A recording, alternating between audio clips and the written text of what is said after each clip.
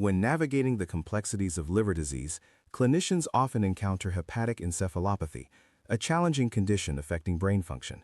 A common question arises regarding the role of ammonia levels in both diagnosing and trending this disorder. However, experts emphasize a crucial distinction. Hepatic encephalopathy is fundamentally a clinical diagnosis, not one based solely on laboratory values. A single venous or arterial ammonia level simply does not offer the sensitivity or specificity needed for a reliable diagnosis of hepatic encephalopathy. This is because ammonia levels often do not correspond reliably with a patient's mental status. There is a significant overlap in ammonia measurements between patients who show no signs of encephalopathy and those experiencing mild to moderate forms of the condition. In fact, a patient can be quite confused yet have a normal ammonia level, while someone who appears completely fine might exhibit elevated ammonia. Furthermore, the utility of ammonia levels is hampered by their dynamic nature.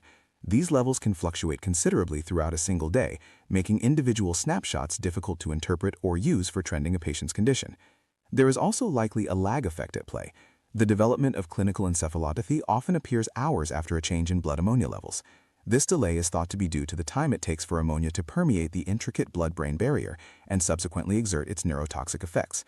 It's also vital to remember that ammonia is not the sole culprit in hepatic encephalopathy.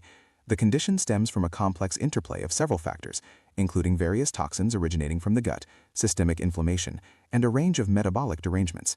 Therefore, relying on ammonia levels alone fails to capture the full scope of the pathophysiology driving the altered mental status, which involves intricate timing, blood-brain barrier dynamics, inflammation, and other contributing toxins.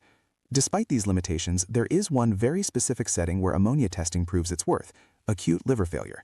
In this severe context, an arterial ammonia level greater than 200 correlates with a heightened risk of cerebral edema and brain herniation. This insight can significantly influence clinical decision-making and patient management in acute liver failure. Therefore, the message is clear: save ammonia testing for the specific scenario of acute liver failure, where it can genuinely change your clinical approach. In all other instances, relying on ammonia levels for diagnosing or trending hepatic encephalopathy can easily lead clinicians astray, diverting focus from the essential clinical assessment that remains the cornerstone of diagnosis.